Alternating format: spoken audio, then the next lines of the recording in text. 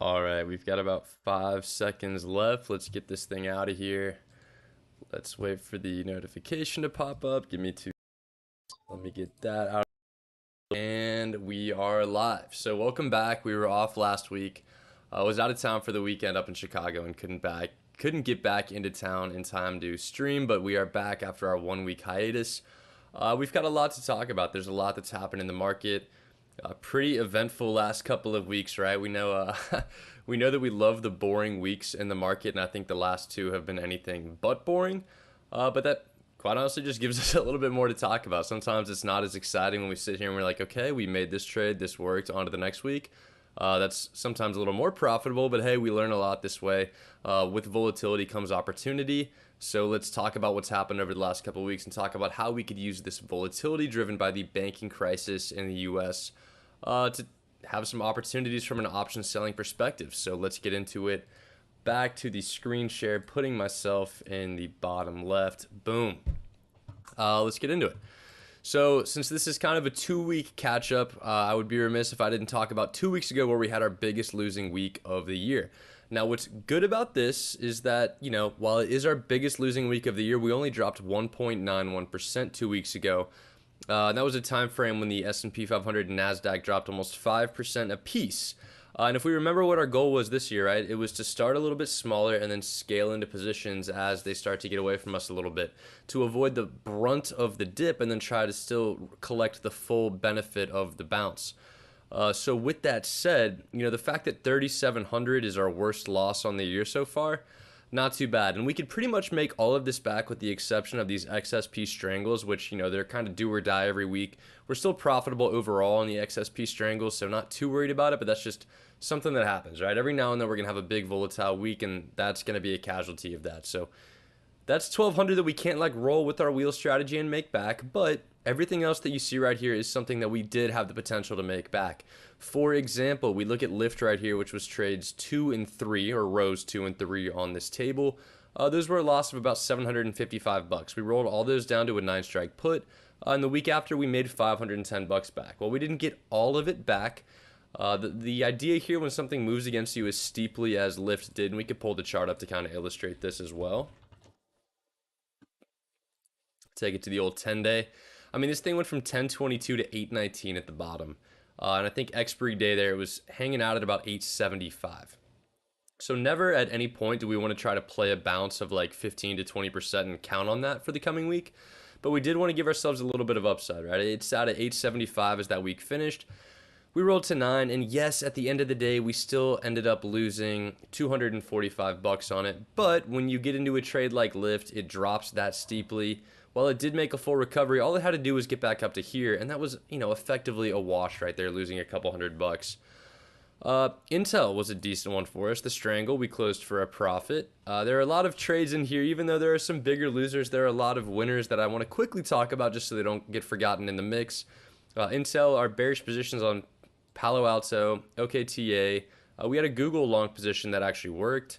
Our bearish position on Win, and then we have losers, but that's $500 of winners. And while we did have a pretty overwhelmingly large loss that week, we're starting the road to recovery here. We put ourselves in a position to make it back. And while the market did bounce a little bit last week, and a pretty interesting divergence between NASDAQ and the S&P 500, but this is really driven by the fact that there are more banks in the S&P 500, and NASDAQ is, more tech focused. But looking at last week a little bit, what's really frustrating is that we did get a bounce in the market, yet two of our long positions, which we had scaled into a little bit between Affirm and Peloton, they actually went down and lost us about $2,000 between the shares and the cash secured puts that we had sold on those. However, the good news is the fact that they went down that much and we lost $2,000 on them, yet we still made profit on the week. That's an example of the fact that our strategy is flexible, and while this does manifest itself as underperformance because, our larger positions trailed the market pretty significantly, and not just trailed, moved in the exact opposite direction of the market, unfortunately. Those types of things are going to happen on a week-to-week basis, and keeping the bigger picture in mind, yes, long-term we're crushing it. It's going to be like this for a long time unless something catastrophic happens. But even on just a 1 year basis, right, we're coming up on finishing up the first 3 months, the first quarter of the year, and we're firmly ahead of the S&P 500, and NASDAQ is going to do what NASDAQ does, right? We know that's definitely the more volatile index, We know that 10% in a quarter for a larger index is a lot. We were of the opinion that 15% in a month and a half was a ton, and we were proven right as that fell back pretty sharply. But there's nothing stopping these things from falling back, and the S&P 500 from going negative. At one point last week, before it bounced towards the end of the week or the beginning of the week, I forgot when it bounced, to be honest, but there was one point in time where the S&P 500 actually flipped negative on the year, despite almost having record-setting pace to start off the year. So great example of how quickly things can change. We like to talk about in our Discord server about things can always get worse, and that's something you want to keep in the back of your mind as you're forming your positions. So, getting worse is something that we've seen over the last few weeks. And of course, that puts us in a position where we're trying to claw back this $3,700, just so we don't totally skip over the recap. There's a lot I want to talk about for how we're positioned for next week, but definitely want to reflect on how we got there. And, Affirm and Peloton really were the two big losers that got us here, right? We're on a net basis, a $3,400 hole over the last 2 weeks. And again, that's fine. That's less than a 2% drop in the market. Even though we underperformed S&P 500 last week, on a 2-week basis, we're outperforming the S&P 500. NASDAQ has a little bit of a mind of its own right now, so we're not too worried about that. But we still don't trail, by any margin that's too crazy here. But looking at Affirm and Peloton, right? We go to our big losing week. Affirm lost us, $1,500. Peloton that last week only lost us about 150, so a total of 1625. But then, of course, we saw the drawdown that we saw last week on these things, and it's a $2,700 hold just from those two. Now, the remainder of that loss effectively is that XSP strangle, but the idea here is that even though the market dropped 4.5%, and we kind of got busted on a position that we can't make back, otherwise, our positions have generally been pretty flat, and I think we've done a decent job managing them.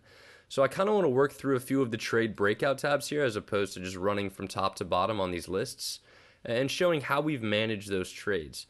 The first one I want to talk about is CCL, because that one is actually turning out pretty decently for us, and it's one that we're going to be holding as we head into next week. If I pull up the CCL chart here, this will give us a little bit of an idea of the sharpness of the drop here, right? Just on a 10-day basis, it's gone from 1153 and bottomed out at 837. That is a pretty significant dip for a stock on a 10-day basis. That's like a 30% haircut from the price of that stock. Now, we started the same way that we always want to start, right? We want to go out of the money. We still want to get some decent premiums, but we want to start with that half-size position. That half-size position is very, very important because it kicks us off with a 921 break-even price. And if it hit max profit, perfect. We'll put $145 in our back pocket. We'll move on to the next trade. However, if it moves against us, which is always the big if, we always want to have step 2 of the trade. We always want to have plan B in the back of our minds. We're able to double down into a full-size position. And we have, the way things have played out over the last few weeks, we have a concept of the half-size initial trade. We have doubling down to scale into a full-size trade. And if things really, really start to fall and if volatility is spiking up and the market's kind of falling, we like to go to what's called a max trade, which is twice as big as what we call our full-size trade. Now, in the context of our portfolio, we don't want any of these max size trades to be like 20% of what we're holding. That's far, far too large. But if you look at something like Carnival Cruise Line CCL right here, a max size position, it really only takes up about 10-ish% of our overall portfolio. I think it's a hair south of that. So even though we are using these terms like half size, full size, max size, just because something's like a max size position, I definitely don't want to give the impression that this is, we're throwing everything in, we're putting all of our chips on the table. No, even these big risky max size positions, still only about 10% of our overall portfolio. But the reason we do that is about to be demonstrated right here, right? I could probably zoom in another click. That might be pretty helpful. So we start with the 9.5 strike puts, 29-cent credit. That's our initial 921 break-even price. Let's remove all these old drawings, and this is going to be a pretty good illustration of why we do what we do. So again, that initial break-even price is 921. We entered into that trade on March the 10th. So 921 all the way down here on March. That's 923, but bear with me. On March the 10th, which is right around here. And again, the stock was trading at like 970, having a 929-ish break-even price, whatever it was, 921. Pretty objectively decent place to be, right? Because the stock could drop about 50% and we're still going to break even. But we wouldn't be talking about it if that went nice and easily. So it dropped much further than that, right? It took until, Monday it was hanging around there. And we always remember that just because our break even price gets breached by a cent doesn't mean that we want to jump into action and do anything right away. Because remember, especially this early in the week on a Monday, there's two things that could really happen. One, it could bounce back up and you don't have to worry about a thing. Or the second and worse alternative is that it hangs around here and then breaks further down, which is exactly what we saw. And it's always those if it gets worse, that we want to be patient and really wait for a good opportunity. Having your break-even price breached by a percent is not time to double down. Having it get breached and then move a little further down, that's when it's about time. And really, we waited until 315. So while we see the big breach here on 314, we knew into the end of the day that things could always get worse. So when the market opened on 315, they did get worse. It opened at about 875. So we took that opportunity to sell some 9-strike puts. And again, since we double our position size, that credit that we receive on a cent for cent basis is going to reduce our overall break-even price. So our break-even is going to go from 921 to 892. Again, decent progress, right? We go from 921 down to 892, which is here. And again, this is all kind of a 1-week timeline, and 3 days into the trade, we move our break even from here to here. It's a stock. It's not some option that we're purchasing. It doesn't have a risk of going to zero in the week. Could it happen? Could they, somehow go under as a company? Sure, that could happen. Is that remotely likely to happen? Not really within a day's notice. But moving further down, it kept dropping on us, right? So we scaled into 5 more. So we didn't necessarily want to go from 10 contracts to 20 contracts at the full mega max size. But what we decided to do there was, maybe just add 5 more. Call it 15 contracts, because again, things can always get worse. So what this did for us was our third edition, or I guess our second edition, right? We had the initial trade, we had our first edition, and then our second edition. That second edition gave us 26 more cents of premium, and again, we got it at a lower strike. But thanks to adding that, our break-even price goes from 892 down to 880. And again, that was on that same day. That was March 15th. It goes down to 880. So we've started with the stock here, and I think it'd probably be best if we drew a line here as well. We started with the stock at this level. Our initial trade had this break-even. Plan B got us here, and then Plan C got us down here. So that's kind of what we're riding with right now. And then from there, Carnival Cruise Line finished where it finished, just above 850. So this expired worthless. We made 130 bucks on it. The 9-strike put that we averaged into made us 20 bucks. So this initial trade that lost 265 doesn't actually hurt that bad because we made 150 back. So at this point, we're looking at a $115 loss as we head into next week. And a 115 loss off this big of a downward slide is perfectly acceptable as far as I'm concerned. But what we do want to remember is that the biggest bit of flexibility we have in the market is keeping that cash in our back pocket, right? Retaining the ability to scale further into these trades. So while we got up to 15 contracts, remember that 15 was a defense mechanism. Adding 5 and 5 was a defense mechanism. We want to bring the position size back down a little bit. So we brought it back down to 10. And I was a little bit conflicted. Do I want to sell 8.5 strike puts and just keep everything out of the money?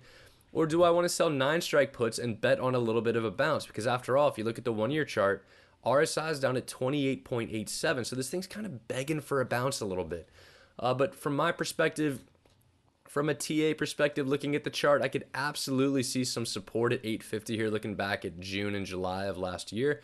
But there's also a little bit clearer support at like the 760-ish level, right around here. So again, it potentially could get down to 760. Things could always get worse. So I wanted to split it in half. I didn't want to get too aggressive with the 9-strike put to sell them too far in the money and then get crushed by a little bit of a further drop. But I also didn't want to get too conservative and have it bounce back up the way that we've been playing and then not make a ton of cash. So the compromise there was to split them. We wanted that 10 contract size, so we sold 5 at 9-strike, 5 at 8.5 strike.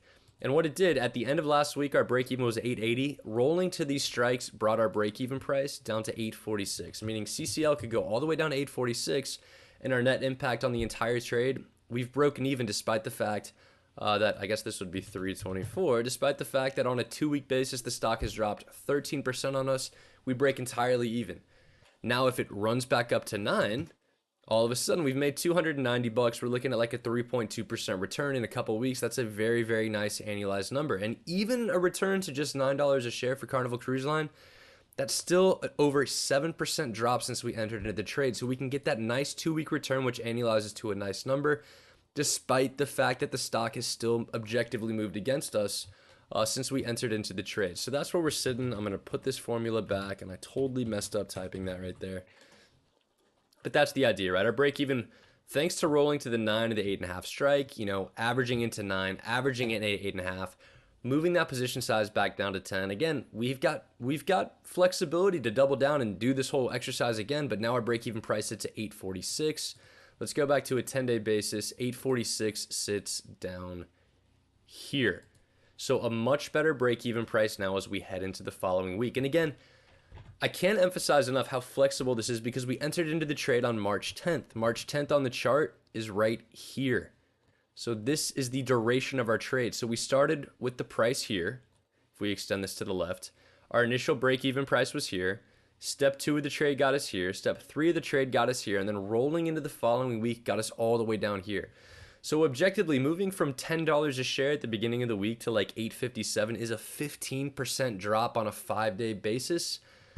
The way that we've played this and used our HT wheel strategy, scaling into the trade, we're now making money anywhere above 844. So this huge 15% drop in 1 week, we've been able to absorb the entirety of it. And if it levels out at 855, we're still going to make money. It's not a ton. You're not going to go break the bank with 65 bucks. But the fact that you could be making any money at all in a bullish position off this type of downward move, that's a testament to the flexibility, the strategy, and why we do what we do, why we trust averaging in and give ourselves flexibility to average in when things move against us. So CCL's in a great spot. And we've had other trades like this where with Delta, for example, I guess I'm a little too zoomed in now. Delta, last week, we started with a 34 strike put. It moved in our favor off the bat. We took profit. Why do we want to take profit? Because we never know what's going to happen later in the week. We go to Delta on a 5-day basis, starts right around here-ish. We took profit because it moved up initially. I don't remember exactly when it moved up for us, but I think we entered on the dip here and then exited on the spike here. We took $100 of profit on that in a very short time frame because you have 1, 2, 3, 4, 5 days left in the week. You never know what's potentially going to happen.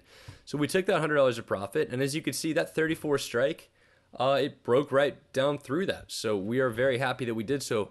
And when it continued to move down, closing out for profit early in the week, it gave us the flexibility to re-enter into that trade. So we entered with a 33.5 strike put. We got 38 cents of premium for that. And while we did lose on that trade, what did we do? Just like we talked about with Carnival Cruise Line, we scaled in, we doubled down to a lower strike where we got 38 cents of premium. Delta bounced cleanly back up above 32. It was a very nice result for us. We were able to make 190 back on that. So if you combine the 100 we took profit on early in the week, even though we lost money on our re-entry, the 190 we made on the double down puts us in a position where we made 35 bucks on a bullish position on Delta during this time frame. We made money. So now we continue to scale in. I mean, not scale in. We keep the same position size. We continue to roll with the position. That 33.5 strike put, we roll it down. We roll it out for a credit. We're sitting in the 33 strike put for next week. And if this thing finishes above 33, anywhere above here, we are going to take home 500 bucks. So while it may not have been that glamorous to look at, we battled Delta and we made 35 bucks, we battle in, we scale in and get ourselves to a good break even, a good basis. And then if it does decide to pop back up, we look at the 1-year chart, right? This thing is at 27.71 from an RSI perspective. That really hasn't happened a ton over the last year. The last example of it getting anywhere close to that is right around here where we got a very nice short-term bounce. And again, none of this RSI stuff is to say that it's immediately going to rip back up to 40 or anything like that. But the way that RSI works as a technical indicator, you at least tend to see a little bit of a leveling off, if not a decent rebound over a shorter time frame. So that's what we do. We scale in, and again, we're down to 5 contracts again. If things get worse from here, sucks, but it also gives us the opportunity to scale back in and add 5 more and lower that break-even price again, because with that 104 credit for next week, our break-even price is $31.96, right? We go to a 5-day chart. We're making money anywhere above, effectively this red line right here. We're making money on next week. So that's an example of scaling into these trades. And again, we don't want to lose sight of what's going on here because we have several trades where, they've worked very, very well. Like Unity, 2 weeks ago, as part of our big losing week, we started with the 28 strike put. We averaged in a little bit. It netted out to a 285 loss. We kept that position rolling, and last week we made 615 bucks off of it. So that nets out to a 330 profit. So don't look at these trades like the CCL trade and the Delta trade like, this seems like a lot of effort for us just to scrape and break even. The reason that we illustrate this is because these are the ones where it's important to learn how to manage the losing positions. The winning positions like Unity, we don't talk a ton about, but that was a quick $600 we pulled last week, and we just keep the line moving. It's really important to understand when you enter a trade, what is my first line of defense? Am I going to take assignment of shares? Am I going to double down? Can I afford to double down? Where should I double down, both price level and strike? And this is a good example of how you can answer those questions and kind of analyze stock movement on a day-to-day basis to figure that out, right? And again, at the end of the day, things can always get worse, but the worst thing objectively that can happen to us is we end up with shares, and we end up with those shares at a basis. And then from there, we trust that the stocks, are volatile enough or offering decent enough premium, and we've identified those opportunities where if we are assigned those shares at a basis, we could jump right back into the other side of the wheel. We could, sell covered calls to lower that price or that cost basis, or if that isn't enough, we could jump into the covered strangle to lower it even further. And speaking of the covered strangle, perfect segue into the Peloton trade. And this is very, very similar to what's going on with the firm. So I'm probably only going to touch on this just so it's not terribly redundant.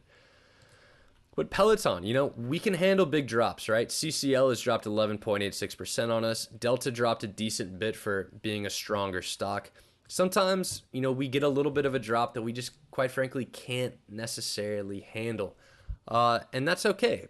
Just because we can't handle something in 1 week doesn't mean we can't effectively roll the position and handle it pretty effectively in the coming, 2 or 3 weeks. And that's a good example of what we had happen with Peloton. We started this trade on March 9th, and Peloton was trading at $12.75 a share. So for those of you that have been in our Discord or followed us into the darkness on this trade, if we go to a 10-day basis, this thing has kind of fallen off the face of the earth. We go to a 1-year chart, it's not quite in the oversold RSI, but it's really running back into an area over the past calendar year where there's been a decent bit of support. So I'm hoping that we start to at least chop or rebound a little bit from this 10 level. But again, back to the shorter term on a 10-day basis, this thing was falling off the face of the earth. We saw a pretty decent red day back on March 9th, and we said, okay, I think this is a decent time to enter. And I love these trades where March 9th was a Thursday. I love the trades where if you can catch a big red Thursday with a little bit of volatility and sell something that expires in 1 day, typically it's very quick profit. But if it isn't profit and it continues to move against you, like we saw with this massive, massive red candle on Peloton on the open on Friday, you could flip it into next week very, very quickly, very, very easily. So what we did, we started with the 12.5 strike put. Quite frankly, it just didn't work. It moved against us. But what did we do? We averaged into a full-size trade. So while we started with the 12.5 strike put, we sold 22 cents of premium. That got us to a 12.28 break-even price. As we saw that big red candle red on Friday morning, we averaged in. We sold an 11.5 strike put for 26 cents. So what does that do? It lowers our break-even price, 26 cents. So we had a 12.02 break-even price at that point. And again, let's illustrate again. We started this trade at like 12.75-ish. So it looks like we caught kind of the bottom of this candle right here and entered on Thursday afternoon. Our initial trade had a 12.28 break-even, and then we averaged into a 12.02 break-even. So on a 1-day basis, we found ourselves with a break-even price right around here. And while, yes, this big red candle put the stock price below that, being able to drop that break-even price, 70-ish cents in relation to where that stock price started when we entered, that's very significant, and that kind of progress is going to get you where you want to be more often than not. Now, again, this isn't an example of where it doesn't quite get you where you want to be off the bat, but again, we're going to walk through this process and show how we got our break-even price down to almost 10 a share within 7 days. So from there, we've scaled into a full-size position. The second position worked very well. So we said, hey, the biggest asset we have on our side is cash. Cash is literally an asset. So let's get back down to a starting half-size position. So while we did use our defense and it made us $130 here to take us to a net 150, we said, let's just stick with 5. We could start with that half size and then give ourselves that scale in option again. And if it hits max profit, we'll hit $400 and then the whole trade will take home 250 and it'll be nothing to worry about. As predicted, as seen from this chart that we've been showing over the past couple minutes, of course, it did break further down from there. So what did we do? We used that flexibility. And I want to say, when we did roll down to this 12, it lowered our break-even price another 52 cents. The reason being, we bought to close for 78 cents. We sold to open for an 80-cent credit. when you sell the new position for more than you bought the old position, that's a credit, right? It's a 2-cent credit. And when you roll your strike from 12.5 to 12, that's a reduction in your break-even price as well. So our break-even price is reduced by the 2-cent credit that we got by selling the 12-strike put for more than we closed the 12.5 put for. And it was further reduced 50 cents by the decrease in strike from 12.5 to 12. So that 52-cent reduction in our cost basis is reflected right here. So just by the end of the day, Friday, right? Because we flip these things at the end of Friday for the following week. Even though we started at $12.75 with the stock, we were able to get a break-even price of $11.5 for the following week in roughly a 24-hour time frame, right? That's very significant, going from 12.7 to 11.5. That's like a 10% decrease. So in plain English, what that means is as long as the stock doesn't decrease 10% on a 6 trading day basis, you're going to make money. Now, we could see a decrease 21%, but we're going to stick with this because, again, while the options we sell have expiries, we could sell as many as we want. We could roll them infinitely until the heat death of the universe and keep knocking this number down.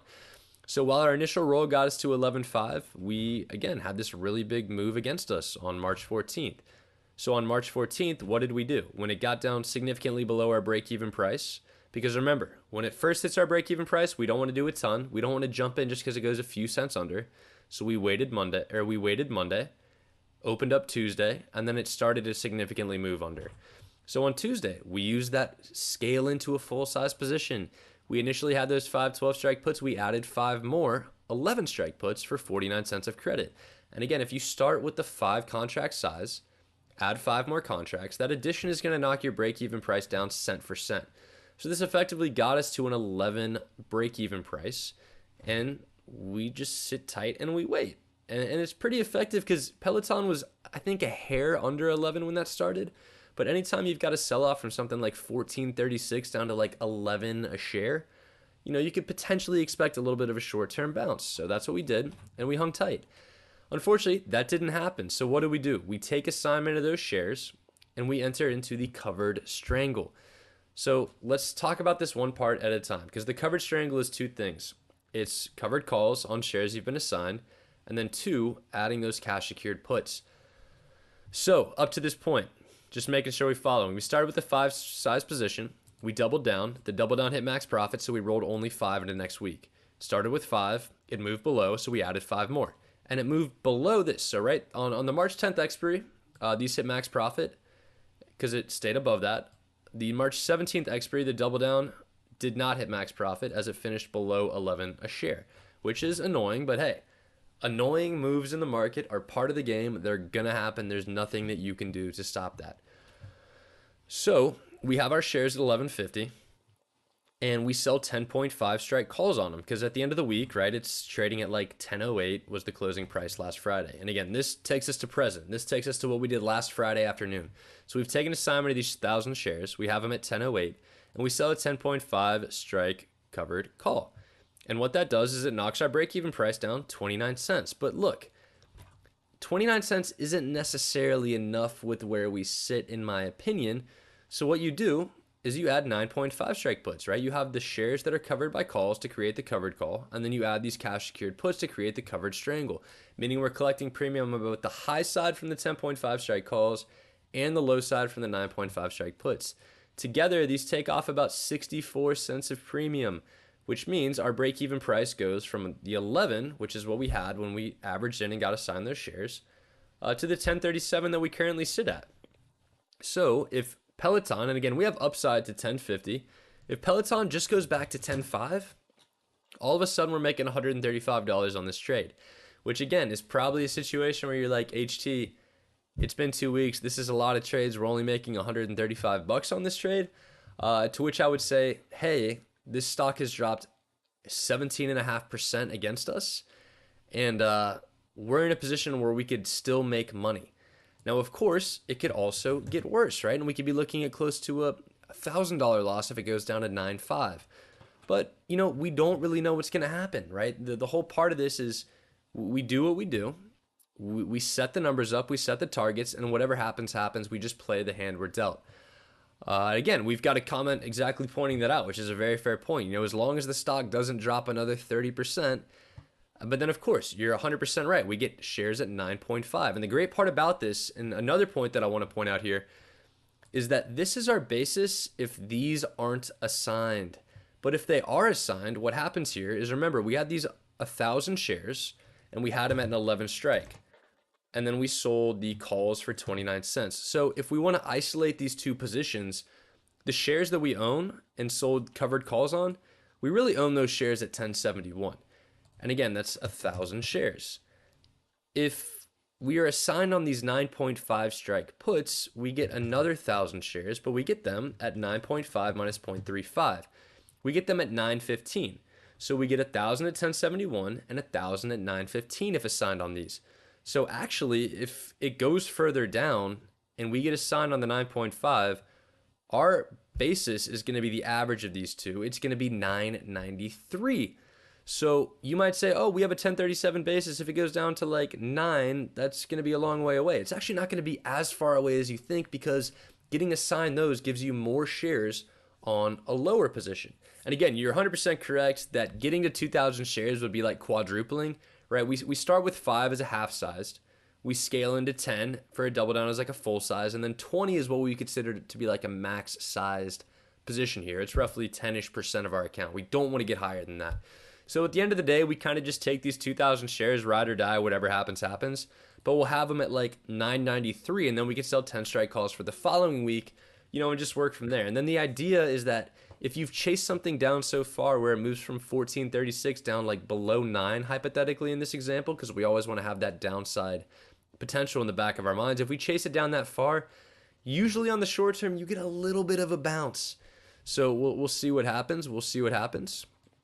And good question, why are we taking bullish bets on Peloton? What's our bull case? The answer here is simply because, one, I think they're a decent buyout candidate once they get down to this level. I don't think the valuation is too horrid. But more significantly is the fact that we love to use RSI as a little bit of an indicator. There is a little bit of a spike in implied volatility. And what happened is, look, for a majority of the past year, this thing's been trading above 10 a share.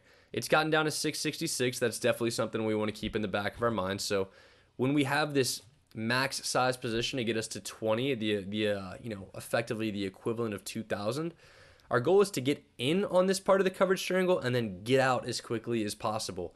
So if we do get a little bit of a bounce on Peloton on Monday or Tuesday, we can close this for like 10 or 15 cents. We absolutely do that, because this is putting on another layer of risk. And then we could ride out our 1,000 shares. If we buy these back for like 10 or 15 cents, yes, this goes up a little bit. But the idea here is just getting back to even on these losing positions, because we're going to win a lot with this strategy, right? We get back to the weekly tracker. There's a lot of green. We're going to win more than we lose. It's just a fact, and that just is how probabilities work with option selling. It's about managing the losers that is going to make us successful and help us accomplish our goal in the long run of outperforming, NASDAQ and the S&P 500, which we've done a pretty decent job of since we've started publicly tracking our trades. So that's the Peloton spiel. Affirm is handled very similarly. We're a hair further in the hole on Affirm. We have a 10-20 basis and we've got a 10 strike call. So, but again, similar idea where if Affirm falls below 9, we're going to grab those shares. And this number will go lower.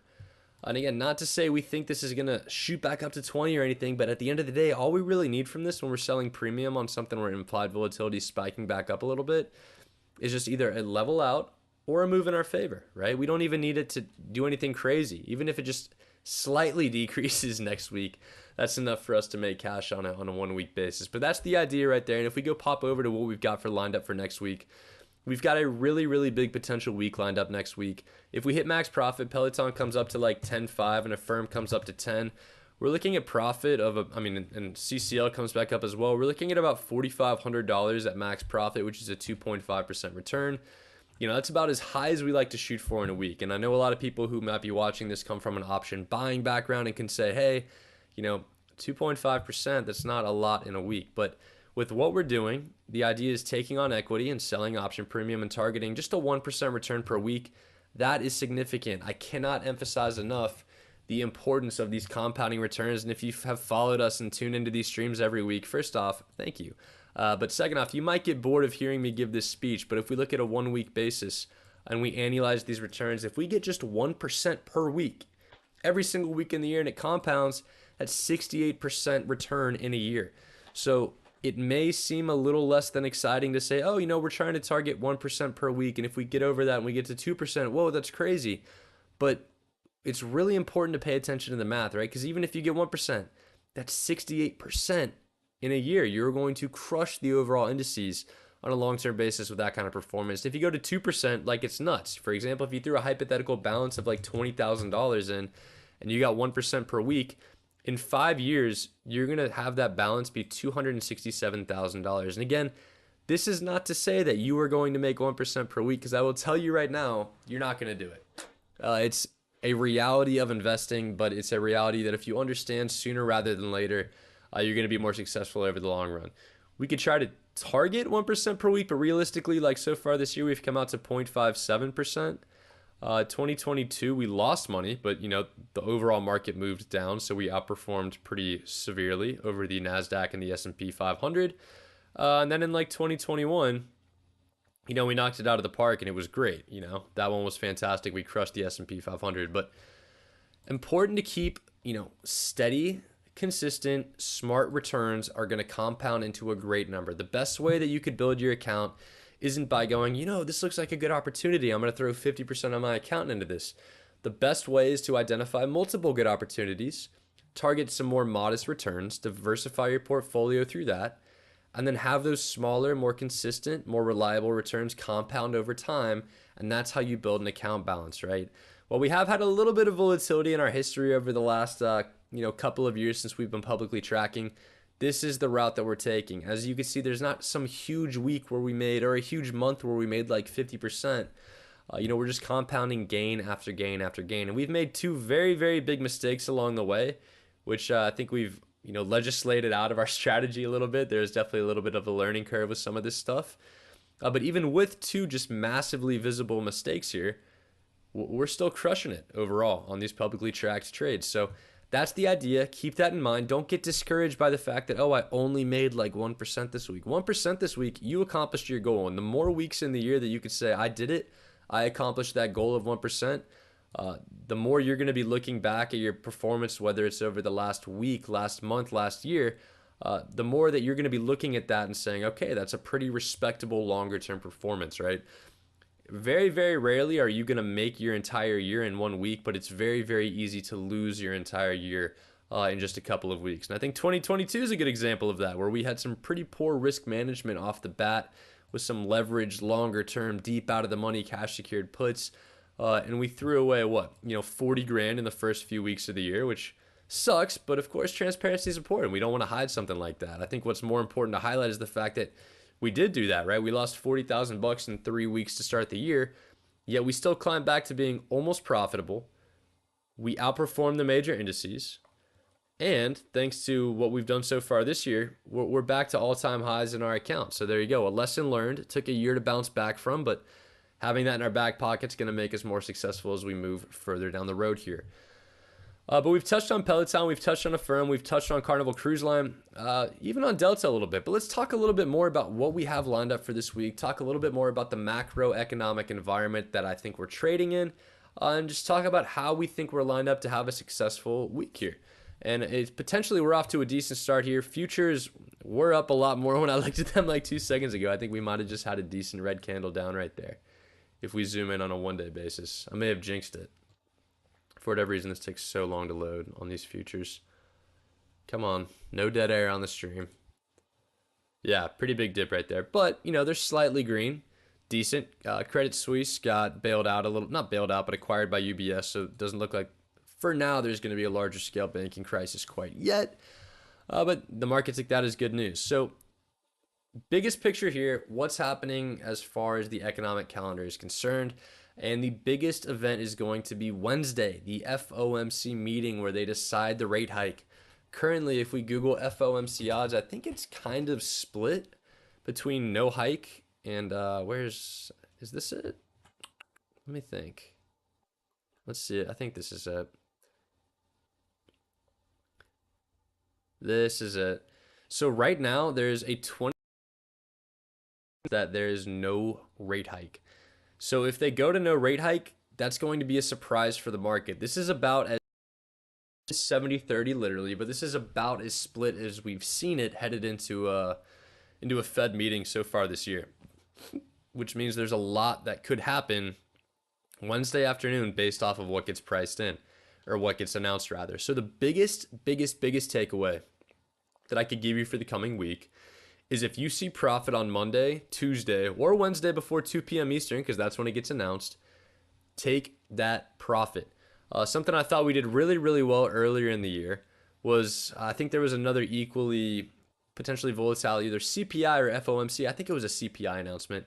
But we had managed to take profit on every single position that we had, and had like $1,500, $1,600, $1,700 locked in with zero trades on the board, zero risk headed into a volatile event. Now, of course, the volatile event resulted in the market going up, so we underperformed a little bit.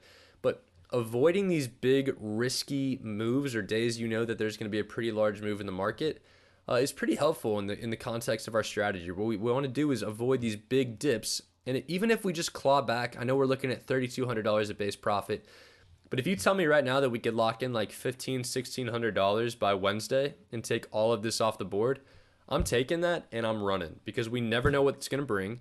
You could absolutely be in a position, and we almost were in a position like that last week, where you're up a ton, or at least on pace to be up a ton on Monday, Tuesday, Wednesday, and then something happens on the back half of the week, and all of a sudden, not only do you start losing all that profit, you've got some positions that start turning into losers, and then you've got a little bit of a mess on your hands that you've got to manage. So if that's a situation that we're in come Monday, Tuesday, Wednesday before 2 p.m. Eastern, that's absolutely a route that I'm going to try to take. So we've talked about Peloton, we've talked about Carnival Cruise Line, we've talked about Affirm, we've talked a little bit about the big ticket item this week with the FOMC announcement on Wednesday afternoon. Let's talk about the rest of what we got. Delta Airlines 33 strike put. This is something that, we were in it last week, so we talked a little bit about it at the top of the stream, but look at this thing on a 20-day basis. It has fallen from 40 back down to almost 30, and we recognize the 30 level because Delta's been on our watch list. We know that it typically levels out around this 30-ish level. So if I were initiating this position and I didn't have anything else, because again, this 33 strike put is just a result of us rolling the 33.5 down and out for a credit, the best way to play defense.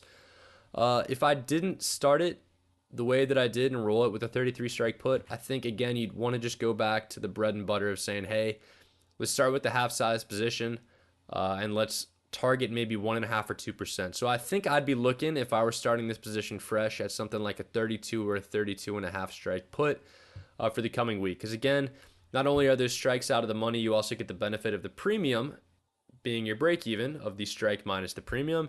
And I think all of those put you roughly in the low 30s in a spot that I'd be very comfortable to hold Delta with. And again, always start with that half size position. We're sitting in here with the half size position. And if we get assigned on it, look, our break-even price is like 32-ish a share. So nothing stopping us from further doubling down, selling cash secured puts, and then selling covered calls to create a covered strangle. I mean, just depends what hand we're going to be dealt. But again, bigger picture here. I keep saying big picture. I think the picture keeps getting bigger every time I bring something up. But with that event on Wednesday afternoon, if the market moves against us, let me back up. If it moves in our favor, we want to take profit. But if it moves against us, we know that we always have this cash in our back pocket to play defense with and manage our positions. If it moves against us, it's very tempting on Monday, Tuesday, or Wednesday to say, hey, let's double down. Premium is going to be great because the market's going to have a lot of movement priced into that FOMC event. I beg of you, do not fall for the temptation, because as we always like to remind you, things can get way worse. And while it may drop down here and you might say, oh, I could drop my break-even price here, there's nothing stopping a big Fed rate hike move from putting this thing down below 30. And then you've doubled down before, you've lost your flexibility, and your hands are tied behind your back, and you just have to kind of watch the show from the sidelines as you're getting crushed. So please try your best to hold off until Wednesday afternoon or Thursday morning to average into these positions. Question in the Twitch chat, where can we get that spreadsheet? It is for Google only right now, which is annoying. Like, I work in finance. I'm an Excel junkie. So I love Excel and I hate Google Sheets. But for purposes of sharing things with you guys, it's so much easier to have it on Google Sheets. So if we have a link to this in our Discord server, and if you want to join our Discord server, hourglass-trader.com, click join our Discord chat room. it's going to take you right where you want to be. And I try to, slow the cadence of that sentence down so that my internet would have time to load the page. But there you go. You do that, click accept invite, and then you're in. But if I pull over the tab that I already have open right here really quickly, you're going to go to the left.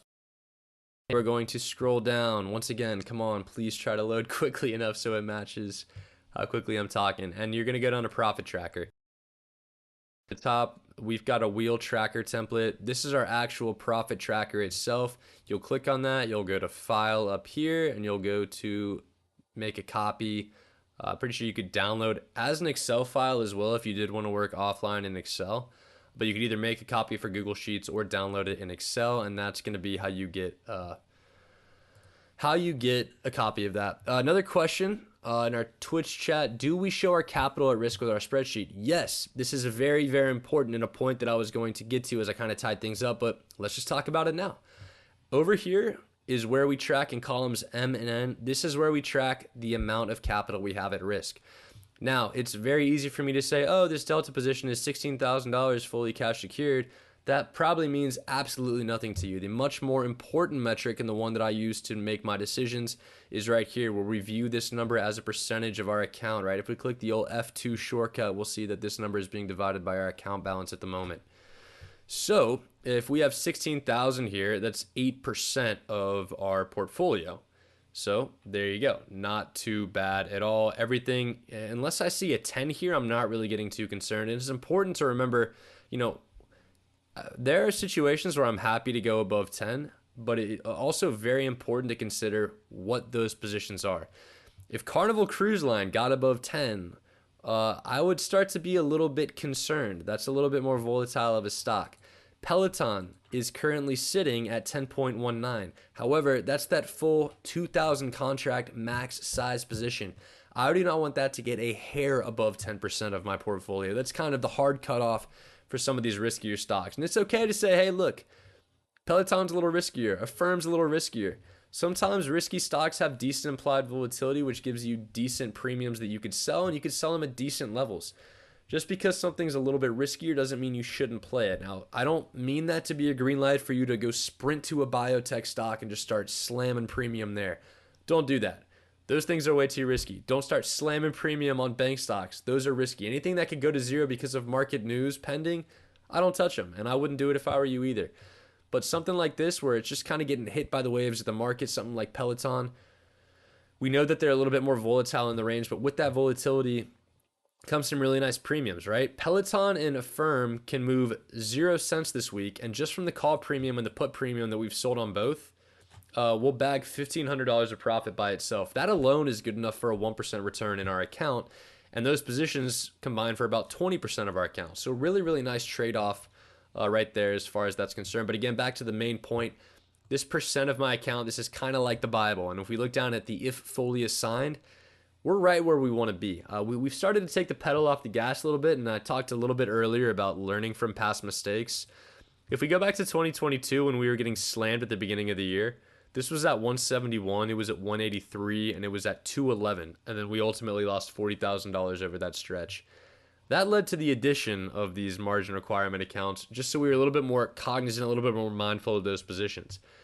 Now, a big chunk of that, like 100% of it, was longer term, deeper out of the money cash secured puts, which ultimately got rocked a little bit. But even then, that's still over 100 without that. So we want to be cognizant of that. I like, in a normal week, and I define a normal week as one where we've cleaned up for a nice profit, the market has gone up, and we don't need to really roll anything. In a normal week, I like to start off at like 25 to 30. That effectively means we could double down twice on our entire account and still have enough cash to take assignment of every single thing that we sell. Right now and lately, we've been sitting at about 56 at the end of last week, and we're starting this week at 44.86. The reason being, we've rolled Peloton, we've rolled Affirm, we've rolled Carnival Cruise Line. Everything else is kind of a base starter position, so this is about where I want to be. And especially with the volatile event like the FOMC, the rate hike announcement coming up this week, we want to have flexibility. Having this number be below 50, so conceptually, like you could double down on literally everything you're holding, having that number below 50 is a very, very good place to be. And remember, we still do have a margin account, so it's kind of funny, like actually looking at the buying power we do have. because this is fully cash secured.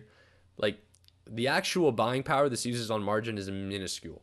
But this is why this is also important, because it helps remind me that even though I might look at my brokerage screen and see that I have, $160,000 of option buying power, that doesn't mean I really have $160,000 free from a cash secured perspective. So this kind of keeps me honest and is a great way to conceptualize, how much risk you're carrying into each week. And 44 is a very acceptable amount of risk. We do have a little bit more of a volatile event coming up, but I think we've got some decent cushions based off the premiums that we've sold there. So hopefully that answers your question about capital at risk that we've got going on here.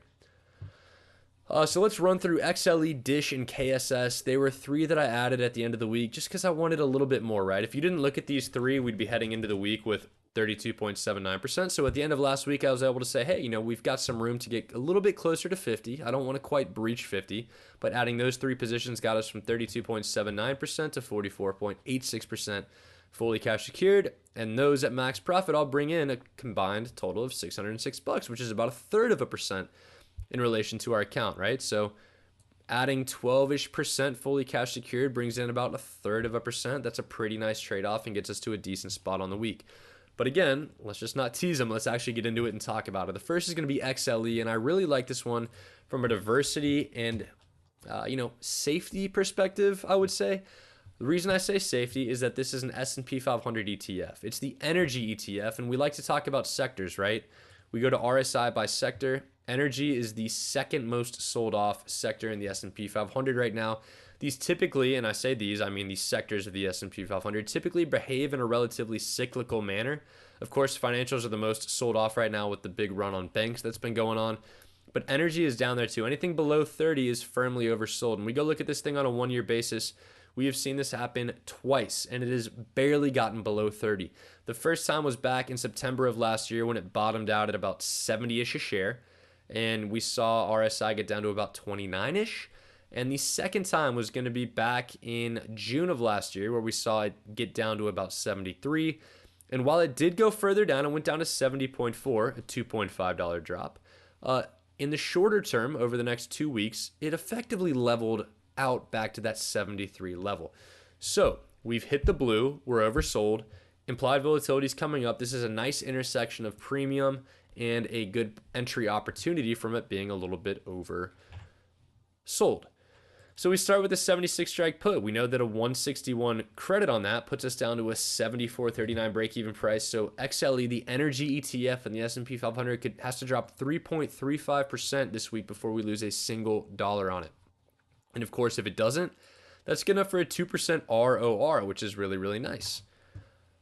So we know that, again, that 74.39 break-even price looks very, very handsome, sitting right about there. And yes, on a 10-day basis, it's sold off a good bit, so this may not seem like a ton compared to what's been going on here. But zoom out a little bit. This is a 1-year chart, and it's really only traded in the $30 range. If we could still grab $1 a week, that's plenty manageable. It'll only take us about a couple months to get down to the all-time lows for the last year. So that's a good spot to be in. I like the idea of going in on XLE, and it gives us some diversity, right? We don't really have any energy stocks in here. Speaking a little bit more about diversity, we've got Dish. This is one where they had a data. Okay, backing up, this is not a powerhouse blue chip stock, so bear with me here. And that's why we're doing something that gives us about 4% ROR, 5% ROR to be honest. It's not a blue chip stock. They had a data breach, and the stock dipped a ton. We go to the 1 year, this thing's at 23.67. That's massive. And we've seen it sell off before. It didn't quite bounce after the first big red candle, but after the second one, we saw a decent bounce. It also got oversold back in June of last year and then bounced and was trading relatively steady. Now, they had a data breach, and they're trying to effectively change what they're doing from a company perspective. They're trying to rebrand to, I think, like a mobile carrier. I don't really know. But at the end of the day, it gives us this opportunity to sell these 9-strike puts for 42 cents. And it's a 2.3% size of our account, which is very, very low risk for my opinion. And at a 5% ROR, I think the reward there decently matches the risk. There hasn't necessarily been an indication that they're like going bankrupt or even risking bankruptcy or going out of business anytime soon. And that 858 break-even price, if we go look at like the last 180 days, 858 sits down here. And look, we're trading this in a shorter term. Let's look at 10 days. Our break-even price is down here. So can it keep going? Absolutely. But what you see with these news-driven events a lot is a big candle down and then a little bit of a continuation. So we got that initial big shock candle. We got the continuation. RSI on a 1-year basis is where I like to see it. I mean, it's really tough to go out on a 3-year and try to find anything that's down here because it hasn't been down here on a 3-year basis. But when things get oversold like this and implied volatility comes up, I think that's a very nice intersection of technical indicators. I'm going to take a little bit of a flyer on it. And then capping things off, this furthers the discussion of a little bit of diversity in the market is going to be Kohl's, ticker KSS. Let's go KSS. I can't type. There we go, Kohl's Corporation. This one on a 3-year basis, we're much more easily able to look back. There was some very, very nice support here around the 19, 20, 21, 22-ish area, and it closed last Friday at 23.23. If we zoom in a little further, go a little shorter term here, let's go to the 1 year. It's down to 25.91, and it did get all the way down to 21.47. That probably would have been a little bit better of an entry, but we weren't looking for entries last week because we had a little bit of a portfolio to manage. But now that we are for next week, we know 21.47 is the low. We sold 22 strike puts for 47 cents. That gives us a break-even price of 21.53. So 47 cents on a 22 strike is a 2% ROR in a half-size position. Boom, that's money. 2% ROR in half size is 1% for full size, and 1% is our goal. And that 22 strike minus the 47 cents of premium gets us that 21.53 break-even price, which throws us, shorter term here, right at the low that it previously bounced off of. So we've got a short time frame, 5 days in the market. We've got an established level that it bounced from, 21.44.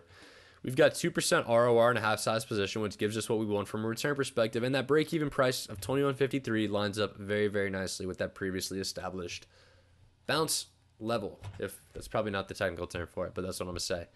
So that's what we've got, right? And all of that wraps up to give us 44.86% of our account fully cash secured.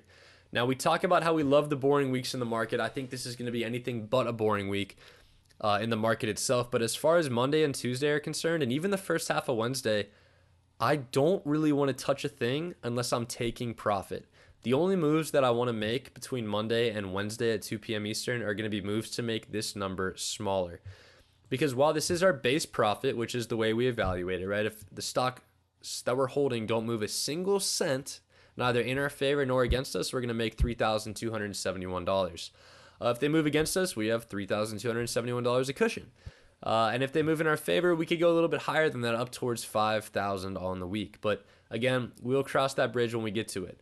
A couple things is, one, like I mentioned, if we get a move in our favor off the bat, start taking things off the board. Or two, your other option, instead of taking things off the board, is potentially to hedge. What you could do is say, hey, the market's up like 2% headed into FOC, which I would love for that to be the case. We're fifth of the way there. But if that's the case, you could say, hey, instead of maybe selling off some of these, what I'll do is I'll go to something like XSP, which is the S&P 500, and say, hey, look, if this gets back up to like 400, we know that we're going to be sitting pretty. So I'll just sell a 400 strike call. And right now they're going for $2.45 a piece. So the situation you put yourself in is that if the market goes down or goes up less than 2%, you're making $245 off of this hedge. And if it runs and goes up to like 405 and you start losing money on this, you're like, oh no, that's only going to occur if the market goes up like 3%, which is going to be very, very nice for the entirety of our portfolio. So you could balance that, oh no, I lost $300 on my hedge, with, oh wow, Peloton went up to 10.5 and Affirm went up to 10, and all of a sudden I've made $4,200 off my portfolio. So that's kind of the balance there. So two options if things move your way off the bat: either hedge it out with something like an XSP call, or just take positions off the board. If you think about it, you close your positions by buying puts. You buy puts technically to hedge, so you're kind of accomplishing the same thing there. But that's what we got. That's our approach. We want to be very, very wary of Wednesday. We're going to go back to the full screen cam as we wrap this thing up. But thanks to those of you who tuned in for another week of our stock market scan. Unfortunately, I'm not going to be able to do it again next week. I'll be out of town, so it's going to be another 1 week hiatus for us. But hopefully we come back again same time in a couple weeks, and we're going to be able to talk about what's happening in the market and hopefully have a little bit more money in our account than we have right now. I think we've got a really good plan in place. I love the number that I'm looking at when I look at my profit tracker, both at the profit that we're projected at a base level, and two, the amount of money that we have in play fully cash secured. So I think that we're going to be okay. And we've got one more question. It's popping up right here. Boom. There we go. It mirrors me. It's tough. The funds that are long Credit Suisse just lost 75% equity on the stock price over the weekend. So I think their stock price based on acquisition is only going to be about 25% lower than what it closed at on Friday. So I think the number that they're losing is about 25%. The bonds did get wiped out. That's correct. And I think the bigger picture here is not necessarily that individual investors are going to lose on the equity that they hold or that the bondholders got wiped out. I think the bigger ramification in terms of the overall market would be the consequence of what happened if a bank of that size did fall. Because at the end of the day, as much as people don't like to talk about it, what happened at Silicon Valley Bank can kind of happen at any bank at all due to the fractional reserve system. There isn't a bank on planet Earth that has enough cash sitting in the bank to instantly pay out all of their customers' deposits. So everyone knows that. Some consumers hear that and then they panic and then they pull money out, and more consumers pull more money out, and it leads to a bank run, and that's what happened with Silicon Valley Bank. So those types of run-ups can cause things to fail, but the FDIC, the Fed, they're backstopping these banks with some cash, which hopefully prevents that. That's kind of the big concern in the market right now. And with that, there's going to be a big focus on the interest rates, which is why Wednesday is potentially going to be so volatile. But again, everything we've talked about over the past hour, I think sets us up very, very nicely. And I'm confident. Okay, Credit Suisse had a material weakness. Do I think that was a fractional reserve weakness? No, I do not. A material weakness probably is more so in reference to something from their audit. Material weakness in internal controls. I haven't looked entirely too far into that, but there isn't really a such thing as a fractional reserve weakness, if that makes sense. It's just more of a characteristic of banks in general, right? In theory, there's nothing stopping from something like JP Morgan from having a huge run on their bank as well, just if everyone demanded all the money at once. But the way things work, that doesn't typically happen. And if it does happen, I think the government has kind of gotten ahead of it, to their credit, a little bit this time, and have guaranteed deposits and ensuring some of the deposits so that people don't panic and keep their money in. That's just the way banks work. You know, this thing comes up every 10-ish years or so. I think we're maybe a little bit overdue after what we saw in 08, but that's what's going on there. I really don't think there's a ton of reason to panic, but with that said, it is not out of the question for some of those smaller regional banks to completely collapse. So I absolutely am not coming close to touching or selling premium on any of those. So that's why you don't see them on my spreadsheet. But again, back to the spreadsheet. I think we've got a great plan for next week, but that's all we got. We'll be back in our Discord server, hourglass-trader.com, if you want to join that. The big purple button right in the middle of the webpage. And just so I don't ramble on like an idiot at 10 p.m. in my bedroom, that's all we got for tonight. Thanks again to those of you who participated in the chat. Tune in every week. Definitely see and appreciate you guys. And hopefully we could all keep making money together and keep improving and gaining on the gains that we've already made. I don't know if that English was very good there, but it's late in the night. Cut me a break. I will see you guys again live in a couple weeks. And again, thanks so much to those of you who consistently tune in, and we will talk this week in the Discord server. Thank you guys.